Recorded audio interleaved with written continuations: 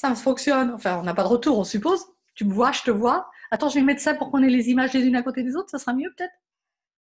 Parce que pour l'instant, voilà, on était l'une au-dessous de l'autre. Eh bien, bonjour Aurélia, je suis super ravie d'être avec toi, avec ta belle affiche au doTERRA toute neuve. Juste, tu l'inaugures pour nous. C'est Bonjour. magique. Bonjour à tous. C'est magique. Merci de m'accorder ce moment. Alors voilà, nous avons convenu toutes les deux de prendre ce moment. Après, j'ai interviewé Corinne il y a 15 jours déjà, quelque chose comme ça, et avec une vidéo qui m'avait touchée d'elle. Et puis, c'est ce que je lui disais aussi, et ce dont on parlait juste avant de prendre l'antenne, c'était que, ben, effectivement, il faut oser dans la vie. C'était aussi mes cartes de ce matin. Il faut oser mettre un pied dans le vide. Et donc, ben voilà, c'est de ça dont on va parler. Alors d'abord, ben, peut-être que tu dis qui tu es, parce qu'effectivement, j'espère bien que cette vidéo va faire un buzz et puis que il faut que tu saches, que les gens sachent qui tu es. Au-delà de doTERRA, j'accompagne des entrepreneurs. Je les coach sur leur activité. En général, ce sont des entrepreneurs qui travaillent dans le bien-être, qui ont un pied dans la spiritualité. Et du coup, c'est complètement en lien avec mon activité dans doTERRA, puisque doTERRA, c'est aussi ça, c'est aussi accompagner les autres à faire grandir leur entreprise. Donc aujourd'hui, je suis au moment où on tourne cette vidéo, ça fait 15 mois que je suis dans doTERRA, quelque chose comme ça. Tu as commencé quand? Que j'ai plongé dans doTERRA. Oui, J'ai c'était quand le commencé mois? en octobre 2018. Oui, Ouais, fin un octobre mois avant 2018. moi. Un mois. Ouais, juste un peu avant toi. Et, euh, et, et, et justement, par rapport à ce mot oser, quand Corinne m'a proposé doTERRA, en fait, dans mon cœur, c'était tout de suite oui. J'ai pas eu besoin de réfléchir. Alors oui, j'ai pris quelques jours pour rassurer les différentes parts de moi qui avaient besoin d'être rassurées, mais j'avais pas vraiment de peur en fait quand on y réfléchit. J'avais juste besoin de comprendre. Voilà, j'avais juste besoin de comprendre dans quoi je m'engageais. Parce qu'à partir du moment où je m'engage. Je dis pas oui et puis demain non, quoi. Un engagement pour moi c'est important. Euh, et j'ai l'impression que dans notre société aujourd'hui, parfois ce mot engagement c'est difficile parce qu'on a tellement de sollicitations, on a tellement de propositions que on pourrait tendance à avoir envie de papillonner à gauche, à droite, aller voir ci, aller voir ça. Il y a plein de choses intéressantes. Sauf que quand on se disperse comme ça, eh bien, on ne construit rien. On est dans la dispersion en permanence. Et en fait, on va faire des petits bouts de trucs, mais on ne va pas construire quelque chose qui grandit. Et pour construire quelque chose qui grandit, si c'est ce qu'on a envie de faire, eh bien, ça demande de s'engager dans une direction, deux éventuellement, mais de ne pas s'éparpiller et de regarder, ok, je choisis ça, et puis on y va, et puis on avance. Et quand les difficultés se présentent, parce qu'il y aura des difficultés, il n'y a aucun chemin qui est comme ça, tous les chemins sont comme ça, comme ça, comme ça. Bon, quand il y aura des comme ça, eh ben, au lieu de dire je lâche tout, j'abandonne, on va regarder à l'intérieur de soi et puis on profite de cette période de creux pour grandir à l'intérieur. Et du coup, on remonte en étant beaucoup plus puissant, beaucoup plus fort, en ayant découvert des nouvelles parts de soi. Si tu me permets, j'ai envie justement de rebondir parce qu'en fait, c'était ça l'idée aussi. C'était qu'il ne faut pas se disperser et qu'il y a beaucoup de personnes qui arrivent en disant ben, on a des trucs et on s'y accroche. Alors, on survit dans des trucs avec des petits moyens. On leur demande quels sont leurs revenus, est-ce que vous en vivez? Ben, non, ils n'en vivent pas, ils survivent. Enfin, moi, c'est ce que j'ai fait pendant des dizaines d'années. J'ai survécu. Ça s'appelle vraiment survivre, quoi. C'est vraiment avoir juste le strict minimum, aucun confort, enfin, aucun luxe, aucun droit à rien du tout. Mais ça suppose de lâcher ce peu qu'on a pour penser qu'on peut avoir du grand, quoi. Et je crois que j'ai comme l'impression que c'est un peu là, si tu veux, c'est l'insécurité. C'est la peur de l'insécurité qui est là, non? De lâcher ce qu'on a pour aller, enfin, oui, forcément, c'est lâcher, c'est se dépouiller, ces vieux trucs, pour aller vers plus grand. Comment tu penses ça, toi? Ben oui, parce que tu dis bien qu'il faut il faut se focaliser sur deux choses, maxi, mais une. Moi, la vie m'a obligée à laisser tout ce que je faisais à côté. Hein. Et d'ailleurs, tu es arrivée avec doTERRA quand je venais juste de lâcher l'activité d'animatrice de web télé. D'accord, tu m'attends un petit peu, je finis ma vidéo. Oui, je vais venir. J'arrive. Et quand on travaille à la maison, c'est la vie. Et donc, on a les enfants. Ah ben voilà, on est content qu'Ashlan soit là dans les parages. Et choisir plus grand, oui. S'il te plaît. Alors, est-ce que tu peux juste t'asseoir sur le coussin? Je vais m'occuper de toi. Je finis la vidéo avec Maria. D'accord? Merci, mon chéri. Alors, Ashlan va faire la vidéo avec nous. Coucou Ashlan. Là, par contre, Bonjour jeune homme. On va se voir bientôt. Bientôt tu vas venir me voir chez moi. doTERRA, c'est une grande famille. Et quand on plonge dans doTERRA, effectivement, on plonge entièrement. Et c'est peut-être ça aussi qui peut faire peur. Tu dis, c'est lâcher le petit pour aller accueillir sa grandeur. Oui, c'est accueillir effectivement toutes les parts de soi. Et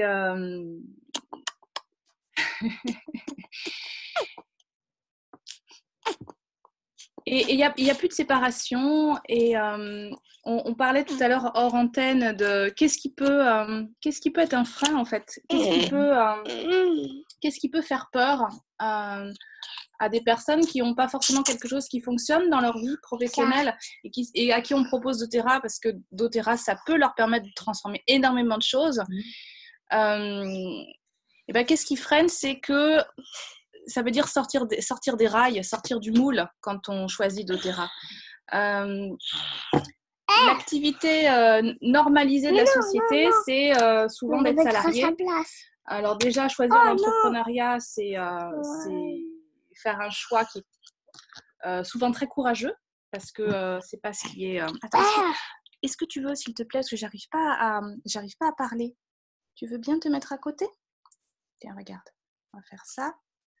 Moi, je veux un dessin animé de ma côté Spider-Man. Alors, c'est une interview un peu particulière, hein, désolée. Moi, c'est Spider-Man, je veux.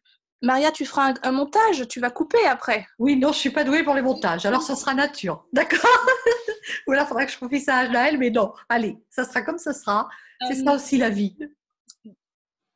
Donc, quand on sort des rails, ça veut dire souvent sortir de ce que la majorité des gens ont choisi dans leur vie professionnelle, et c'est-à-dire le salariat, où on parlait même d'être fonctionnaire, des choses comme ça, des choses qui donnent un sentiment de sécurité. C'est une sécurité illusoire d'ailleurs, parce que on se rend compte que quand on a un salaire, c'est quand même limité, c'est plafonné.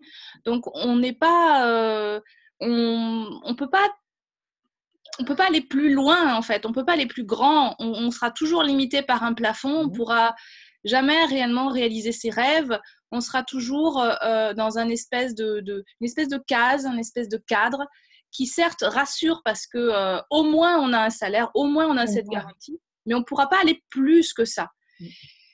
Et après c'est des choix de vie, c'est ok, est-ce que tu as envie de rester dans une case, dans un cadre, et est-ce que tu es sûr que c'est ça qui te rassure? Est-ce que tu peux pas trouver cette sécurité autrement?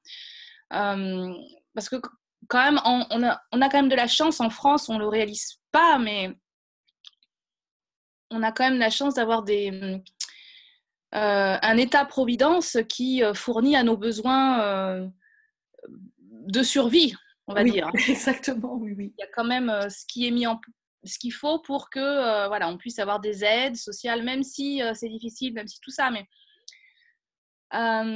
et comme il y a ces aides, on a du mal à faire le choix de lâcher ces aides-là pour s'aider soi-même et créer soi-même ses propres revenus, son propre argent, sa propre activité professionnelle. Alors que c'est possible. On a tous la possibilité de lâcher la main de l'État et de se choisir et de créer la vie qu'on a envie de créer. Aujourd'hui, on a beaucoup de personnes. Moi, aujourd'hui, j'ai pas de mutuelle, j'ai pas de. Il y a plein de choses que j'ai pas parce que j'ai plus besoin d'être rassurée ou de me sentir quelque chose d'extérieur qui va venir me sécuriser. J'ai juste ce qui est obligatoire, mais il y a plein de choses que je n'ai pas parce que Puis encore des choses obligatoires dont on pourrait se passer aussi. Mais bon, c'est obligatoire. On a choisi de vivre en France. Voilà. Quand c'est obligatoire, eh bien, pour l'instant, je vis en France, donc je réponds aux obligations de l'État français. Mais après, tout ce qui n'est pas obligatoire, ce sont que des conditionnements, en fait. Oui. Et on peut faire autrement. Oui, bien sûr. Mais il faut dire que je pense qu'il y a eu aussi, et il est temps qu'on rétablisse les plateaux de la balance, parce qu'il y a eu cette période où rien n'existait, il n'y avait aucun soutien, il y avait juste la solidarité. La maison de la grange, elle brûlait dans la ferme, et bien voilà, on la reconstruisait avec les voisins. Bon, cette solidarité, elle s'est transformée en solidarité nationale, avec toutes les aides, les sécurités sociales, les mutuelles, et toutes choses là. Donc on est passé vraiment du monde où il n'y avait rien au monde complètement d'assistanat. Puis aujourd'hui, il faut juste retrouver l'équilibre entre les deux, quoi. Oui. Retrouver cette solidarité, mais cette solidarité humaine et non pas cette solidarité, comme tu dis, de l'État-providence, quoi. Et ça me fait penser que, voilà, moi j'ai vraiment, quand j'ai quitté l'éducation nationale, j'ai vraiment eu ce sentiment qu'il y avait quelque chose qui n'était pas OK d'être payé jusqu'à la fin de mes jours. Et je me suis arrêtée jeune, je me suis arrêtée à 47 ans, donc je me suis arrêtée jeune. Et c'était comme si je vivais mal d'être payée à ne rien faire jusqu'à la fin de mes jours. Ben, c'est une forme d'assistanat. Les retraites, c'est une forme d'assistanat. Oui, oui. Et là, en ce moment, les gens se battent pour ça. Oui. Ils ont 30 ans, 40 ans, ils sont dans la rue pour se battre pour savoir ce qu'ils auront à 70 ans. Oui. Oui. Au lieu d'aller chercher à l'intérieur des possibilités de sûreté, quoi. C'est encore la peur de l'insécurité, de dire quand j'aurai 60, 70, 80 ans, comment est-ce que je vais vivre? Mais tu peux construire aujourd'hui les moyens qui vont te permettre de vivre très très bien, très très confortablement quand tu seras à la retraite. Et j'aime bien ce que tu dis quand tu parles on est passé de la solidarité humaine à une solidarité sociale. Et en fait, on a perdu ce lien entre les gens, on a perdu... je trouve que le marketing relationnel nous permet de retrouver le soutien et le lien dans le collectif, en fait, parce qu'on est obligé de fonctionner les uns avec les autres, on est interdépendants, on est obligé de s'entraider et on n'est pas dans un rapport dominant-dominé, on n'est pas dans un rapport où il y a un patron avec des employés. D'ailleurs, souvent, j'entends certains chefs d'entreprise qui ont fonctionné avant comme ça, quand ils font du marketing relationnel après, ils se rendent compte que c'est un autre mode de fonctionnement et qu'ils ne peuvent pas fonctionner comme avec des salariés, des employés dans leur équipe, parce que c'est juste pas ça et ça peut pas marcher. Le marketing relationnel, c'est vraiment un modèle innovant en termes de fonctionnement en collectif. Donc, on travaille en partenariat les uns avec les autres et on est invité à pas manager son équipe, mais à choisir de devenir soi-même leader pour montrer l'exemple à tous les autres partenaires de l'équipe pour qu'ils deviennent également eux-mêmes des leaders. Et c'est reprendre son pouvoir, c'est tout ça. Enfin, c'est une magnifique aventure humaine. C'est vraiment ça. Pour moi, c'est vraiment, je le présente toujours comme ça, c'est accompagner l'autre à la révélation de son propre potentiel. C'est ce qu'on faisait déjà quand on était thérapeute, plus ou moins. Mais c'est vraiment, moi, ce qui me parle vraiment, c'est l'éducation à l'autonomie chez doTERRA. Vraiment que chacun retrouve sa souveraineté, sa puissance, et justement abandonne le pouvoir. C'est tout ce qu'on a fait dans les programmes féminin-masculin, c'est transformer le pouvoir en puissance. C'est vraiment ça ce qui me guide, ce qui me motive, moi, à chaque fois, c'est vraiment d'accompagner l'autre. Alors bon, je suis peut-être encore un peu trop, justement, dans je fais à la place. C'est peut-être ça aussi qui fait que ça coince encore. J'ai encore trop envie de transformer les autres et pas la patience d'attendre qu'ils se transforment eux-mêmes. Oui, c'est ça. Et on n'est pas thérapeute quand on est coéquipier dans doTERRA, quand on n'est pas le thérapeute de l'autre. On est là pour peut-être être un miroir de ce que l'autre ne peut pas voir, pour soutenir. Oui, mon chéri. Oui, mon chéri. Hop, tiens. Je suis en réunion. Ça enregistre. Vous aurez tout vu en direct. On ne fera pas ça le mercredi la prochaine fois, mais si, c'est pas grave, Ashlad ne va pas à l'école, donc de toute façon. Ashlad ne va pas à l'école, non. Ça, c'est encore d'autres choix, ça pourrait faire l'objet d'une autre. Voilà. réunion sur les choix de vie quand on choisit de sortir du moule, de sortir des rails, Oui. créer la vie. Ça, il y a le téléphone qui sonne, mais ça ira très bien aussi. Ça doit être pour l'isolation à 1 euro, c'est pas inquiétant.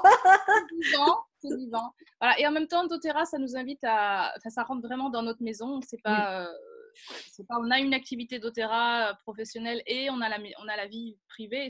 Voilà, tout est.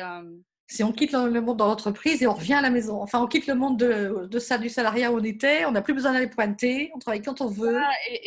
La semaine dernière, je faisais un atelier chez Nora et il y avait du monde et il y avait ses enfants qui étaient à côté dans la pièce et c'est juste, pour moi, c'est ça la normalité. C'est pas de séparer, de mettre des cloisons et de mettre les enfants dans les écoles, les petits vieux dans les maisons de retraite. Non, c'est pas la vraie vie, ça. C'est un conditionnement de la société et on a la possibilité de faire autrement, de retrouver cette solidarité humaine dont tu parles, Maria.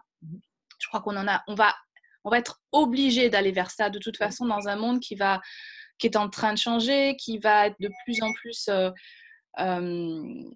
informatisé. Je ne sais pas si c'est comme ça qu'on dit, mais avec l'intelligence artificielle, il y a énormément de choses qui vont se transformer. Le monde, dans 10 ans, le monde va être encore plus différent que ce qu'il était, que l'écart qu'on a vécu ces 10 dernières années, quoi. Ça va s'accélérer, tout ça. On n'est même pas en capacité d'imaginer ce que ça va donner. Donc, les relations humaines, la relation avec l'autre, c'est primordial. On va avoir de plus en plus besoin de ça. Et c'est pour ça que le marketing relationnel est une formidable entreprise, un formidable choix d'entreprise, parce qu'il va nous permettre de rester en lien les uns avec les autres, tout en ayant une activité pro, tout en créant de l'argent. Et puis, je voudrais dire aussi juste quelque chose sur le marketing relationnel, parce que quand j'ai démarré, j'avais beaucoup de croyances sur le marketing relationnel. Et je pense que c'est des croyances que beaucoup de monde ont entendues. Déjà, les gens confondent marketing relationnel et système pyramidal, bien souvent. Et un système pyramidal, pour moi, c'est aujourd'hui les entreprises actuelles avec un PDG et puis des cadres, des salariés. Et là, on est dans un système pyramidal. Et les gens qui sont tout en bas, ils auront, à mon avis, pas beaucoup de chances de devenir PDG. Non. Donc, on est bien dans un système pyramidal. Oui.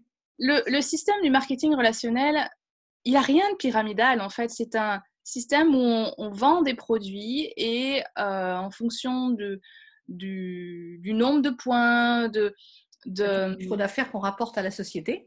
Voilà, du chiffre d'affaires, de notre évolution dans les rangs, des commissions. On va pouvoir comme ça monter en rang et monter dans cet arbre.